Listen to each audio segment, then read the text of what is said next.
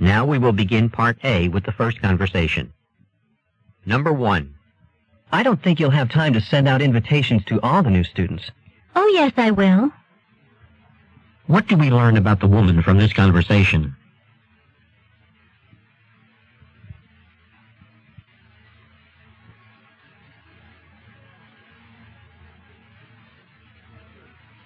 Number 2. Nobody told me that Bill was in the hospital. Sorry, I meant to give you a call when I found out, but it slipped my mind. What does the man mean?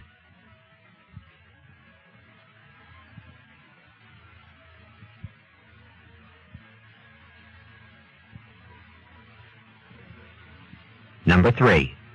I don't know if I'll be able to turn in my economics paper on time. Haven't you heard? The professor gave us a week's extension on it. What does the woman mean?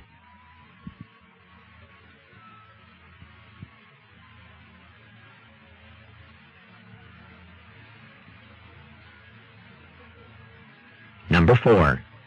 I'd like to make an appointment with the doctor for tomorrow. Unfortunately, he's completely booked. What does the woman mean?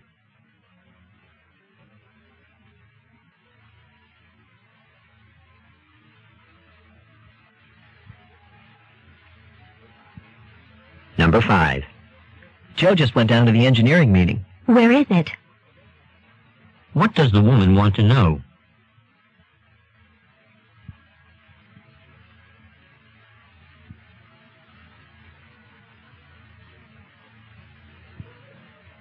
Number 6. I have a collect call from Mike Peterson. I'll accept the charges. What does the woman mean?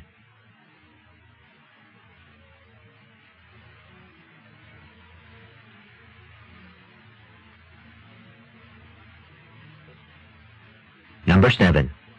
I'd really like to go to the concert tonight, but I don't know if I can spare the time. Music always relaxes me. It might be worth it in the long run. What does the man suggest the woman do?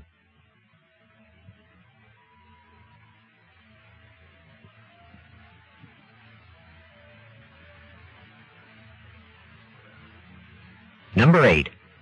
Those airplanes are certainly loud. Aren't they, though?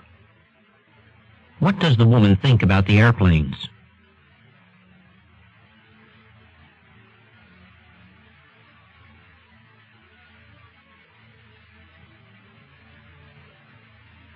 Number 9. Helen and I are thinking of renting a house at the beach in June. Are you interested? June? I guess it's cheaper then, but do you really think it'll be warm enough? What does the woman mean?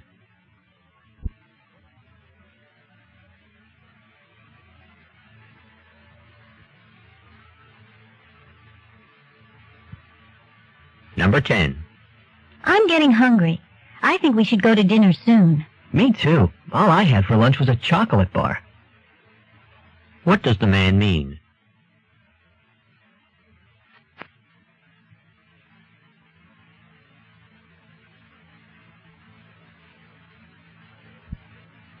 Number 11. Your apartment always looks so good, so spotless. Mine's such a mess. I've been at the lab all week. It's my roommate's doing. What does the woman imply?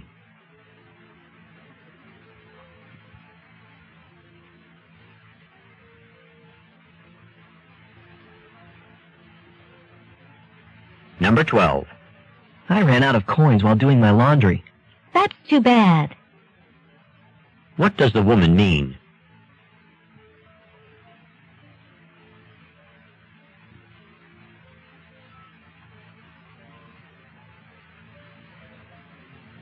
Number 13. It's a shame you didn't win your tennis match. I might have won if I'd listened to my coach. What does the man imply?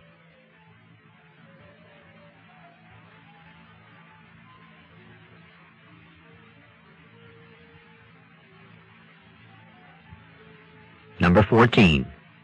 The Variety Theater finally went out of business. Well, that's no surprise. It was the worst one in town. What does the woman mean?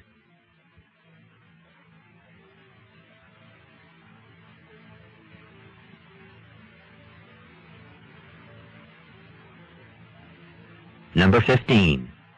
Shall we run around the park or go for a bike ride? It makes no difference to me. They're both good activities. What does the man say about the activities?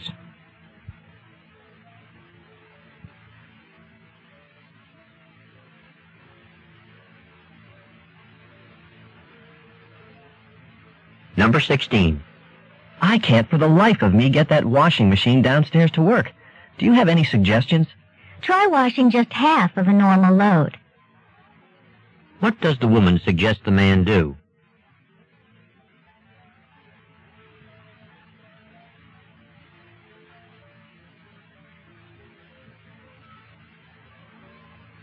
Number 17. I'm thinking about dropping my swimming class. I'm just not catching on. Stick with it. I did, and I learned how to swim, eventually. What can be inferred about the woman?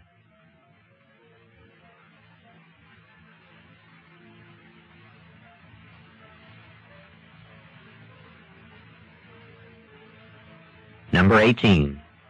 Doctor, this cough medicine doesn't seem to be helping. Can you give me a different prescription? Let's give it another day or two and see how you're doing then. What does the doctor imply?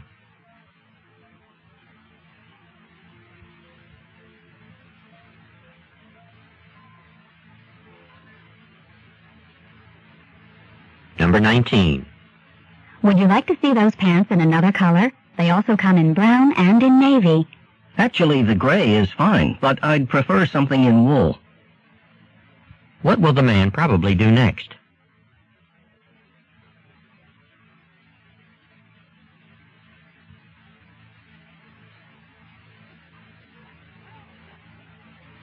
Number 20.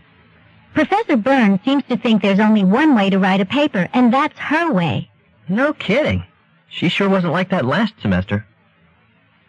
What can be inferred about Professor Burns?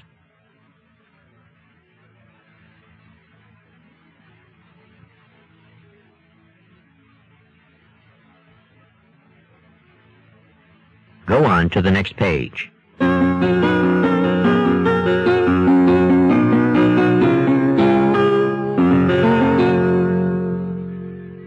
Number 21. This barbecue sure beats the last one we went to, huh? Oh, that's right. Everyone had to spend the whole time inside. Good thing the weather decided to cooperate this time around. What can be inferred from this conversation?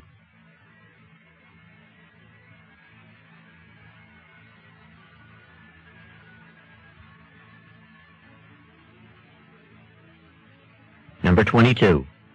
That new position requires a letter of reference. I guess the one that my professor wrote for me last year should be fine, don't you think? It's a little dated, though. You might want to submit a current one. What does the woman suggest the man do?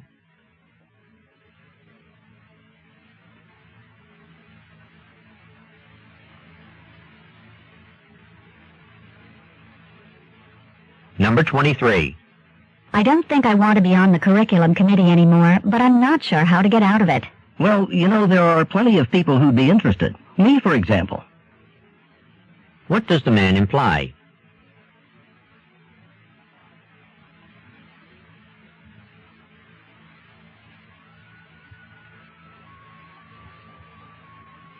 Number 24.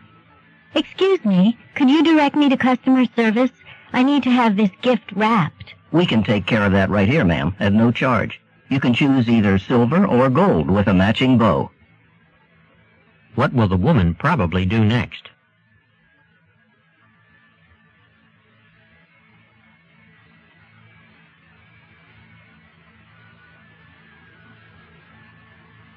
Number 25. These plants next to the window always look brown. You wouldn't know by looking at them that I water them every week. Maybe they don't like direct sunlight. I had the same problem with some of my plants, and a little shade helped them immensely. What does the woman suggest the man do?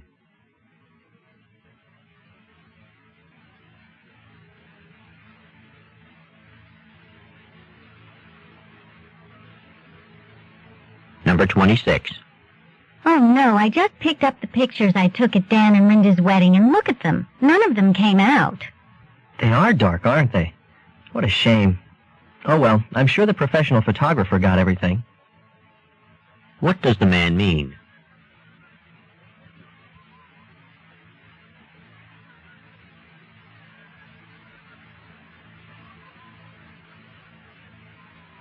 Number 27. I get the feeling that Sally never really listens to me. You said it. It's as if she were always using the time to rehearse what she'll say next. What does the woman imply?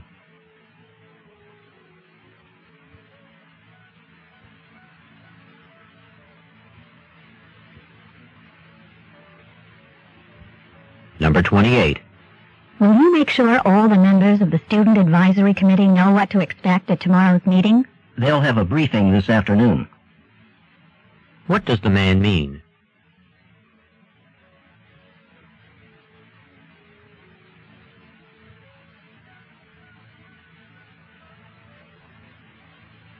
Number 29.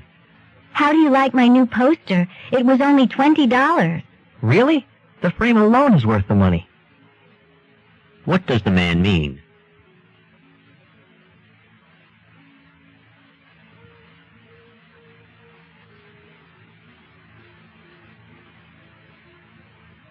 Number 30.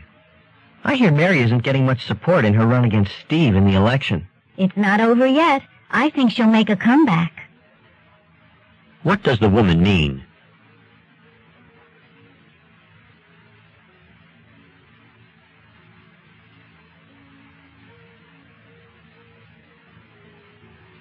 This is the end of Part A. Go on to the next page.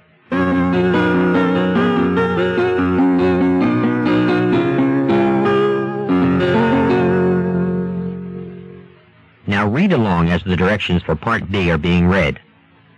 The test continues on side 2. In this part of the test, you will hear longer conversations. After each conversation, you will hear several questions. The conversations and questions will not be repeated. After you hear a question, read the 4 possible answers in your test book and choose the best answer.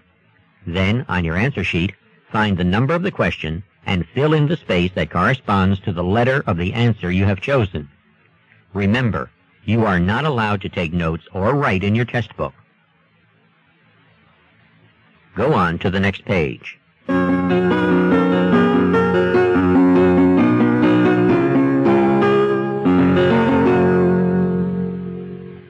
Now we will begin Part B with the first conversation. Questions 31 through 34.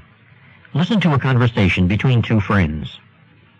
I've been studying too much and need a change, so I just made plans to go away during January break. Really? Where are you going? I'm planning to visit New Mexico. Hey, my sister and I vacationed there last year. We had a great time. Did you get into Albuquerque? Sure, whenever we weren't skiing. Is it far from the mountains? Not at all. See, even though Albuquerque's on a high, flat plateau, there are even higher mountains near it. Just half an hour away from the city, there are snow-covered slopes. Well, if the mountains are only 30 minutes away, I guess I should take my ice skates and my skis. Definitely. I heard that the weather there is great. It is.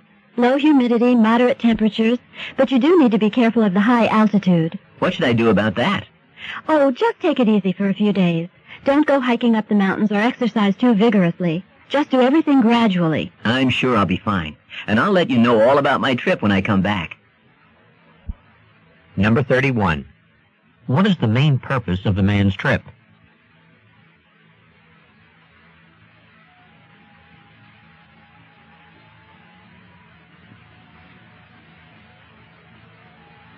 Number 32. Why does the woman know so much about Albuquerque?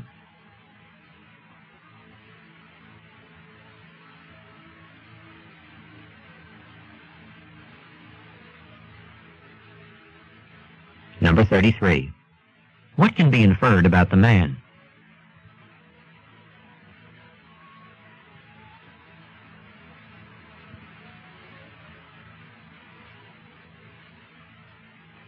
Number 34.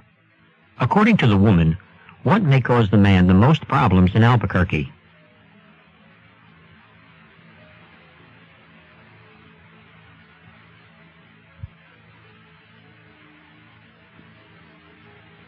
Questions 35 through 38. Listen to two students talk about eating at the school cafeteria. Hey, Linda, did you get that letter about the new options for food service next year? Not yet. Are there a lot of changes? There sure are. Instead of paying one fee to cover all meals for the whole school year, we'll now be able to choose how many meals per week we want and can contract for just that amount. We still have to pay for the whole year at the beginning, but we can choose to buy 7, 10, 14, or 21 meals per week. They give you a card with the number of meals you get per week marked on it. That's a big change, Tom, and a complicated system. Yeah, but it'll be much better for people who don't eat 3 meals a day, 7 days a week in the cafeteria, because they won't have to pay for meals they don't eat. But what's the deal for those who do eat at school all the time? It's better for them, too, because the more meals you contract for, the cheaper each one is. I see. It still sounds rather complicated. True, it took me several hours to figure it out. I decided to go with the 10-meal plan. Why's that? Well, I never eat breakfast, and I often go away on weekends. So the 10-meal plan gives me lunch and dinner every weekday at a fairly low price, and I won't be paying for meals that I don't usually eat. But what about the weekends when you are on campus? Well, there are often guests on campus on weekends, so they allow you to buy single meals on a walk-in basis on Saturdays and Sundays. The price per meal is much higher that way, but I'm away so much that it'll still be less money for me to pay single meal prices on the weekend rather than sign up for the 14-meal-a-week plan. I guess I'll have to sit down and figure out my eating patterns so I can get the best deal. Number 35. What is the main feature of the new method of paying for meals?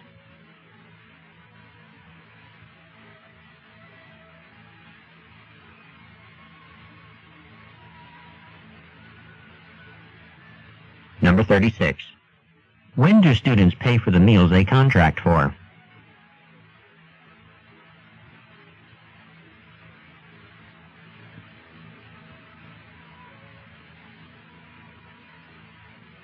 Number 37. How does the new plan benefit students who eat all of their meals in the cafeteria?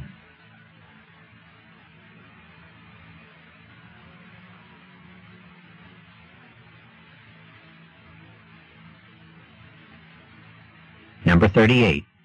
How can weekend guests eat in the cafeteria?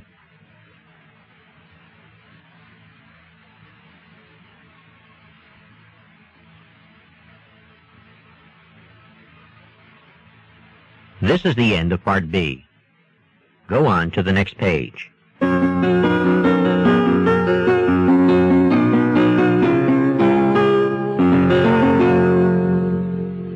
The correct choice is D. Remember, you are not allowed to take notes or write in your test book. Go on to the next page.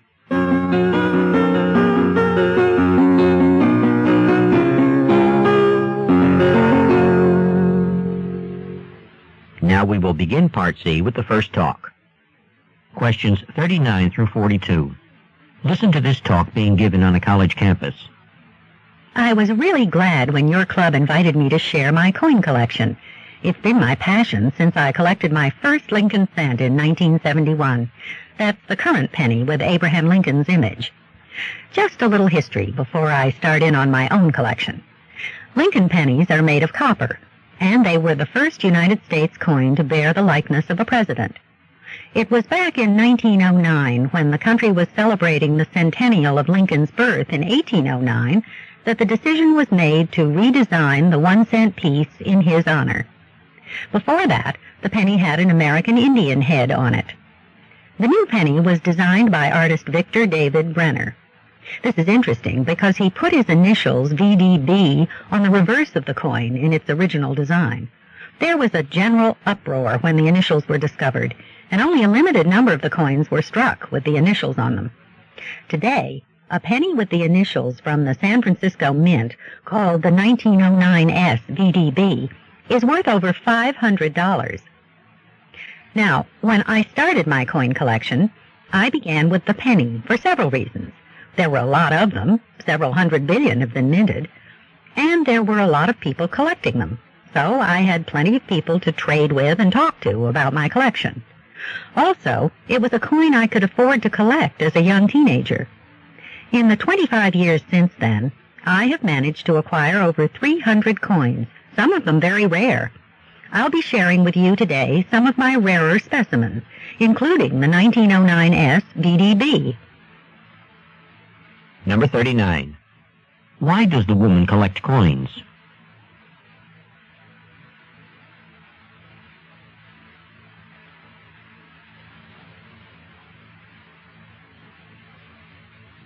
Number 40. Why were the letters VDB on some pennies?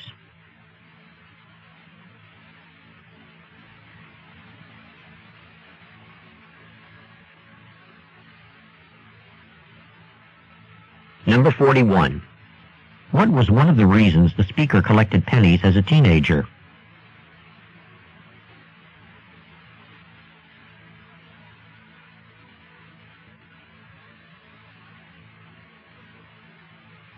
Number 42. What will the speaker do next?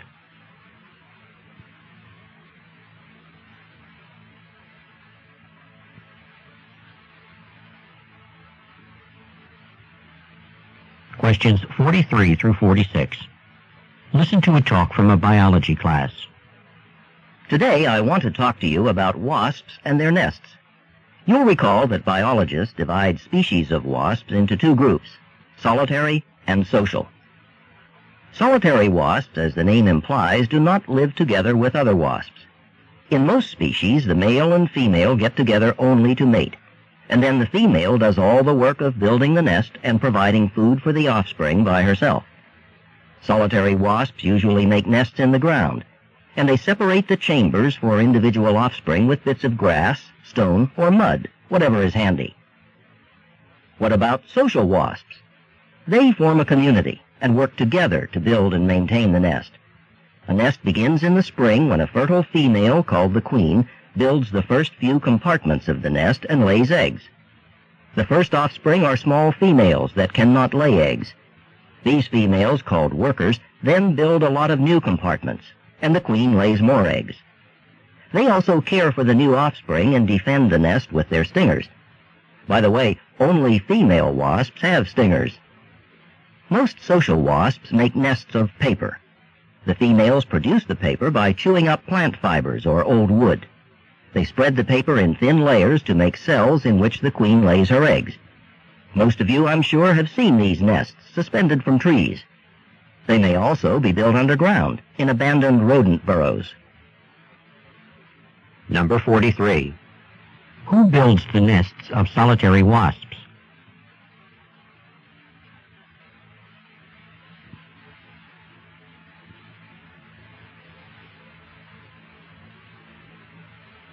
Number 44.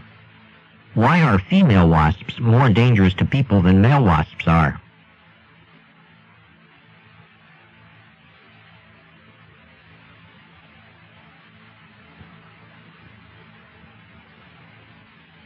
Number 45.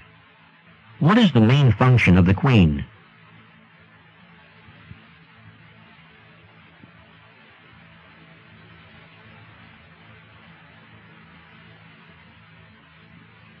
Number 46. What are the nests of social wasps made of?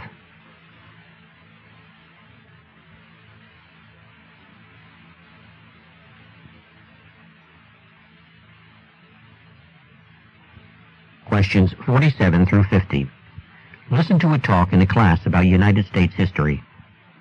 One of the most popular myths about the United States in the 19th century was that of the free and simple life of the farmer.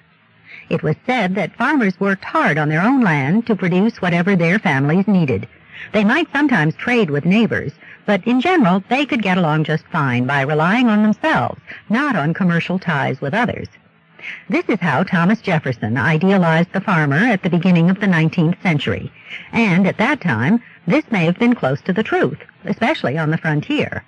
But by mid-century, sweeping changes in agriculture were well underway as farmers began to specialize in the raising of crops such as cotton or corn or wheat. By late in the century, revolutionary advances in farm machinery had vastly increased production of specialized crops, and the extensive network of railroads had linked farmers throughout the country to markets in the East and even overseas. By raising and selling specialized crops, farmers could afford more and finer goods, and achieve a much higher standard of living, but at a price. Now, farmers were no longer dependent just on the weather and their own efforts. Their lives were increasingly controlled by banks, which had power to grant or deny loans for new machinery, and by the railroads, which set the rates for shipping their crops to market. As businessmen, farmers now had to worry about national economic depressions and the influence of world supply and demand on, for example, the price of wheat in Kansas. And so, by the end of the 19th century, the era of Jefferson's independent farmer had come to a close. Number 47. What is the main topic of the talk?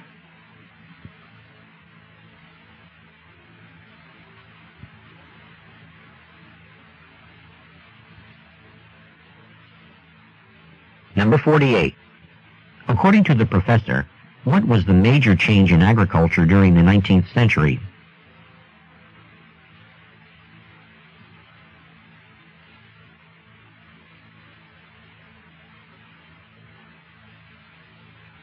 Number 49. According to the professor, what was one result of the increased use of machinery on farms in the United States?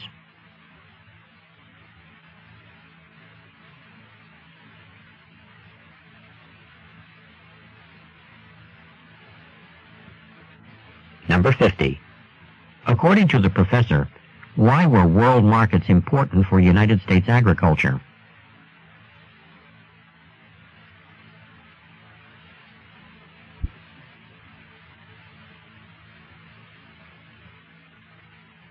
This is the end of Section 1, Listening Comprehension. Stop work on Section 1. This is a reminder.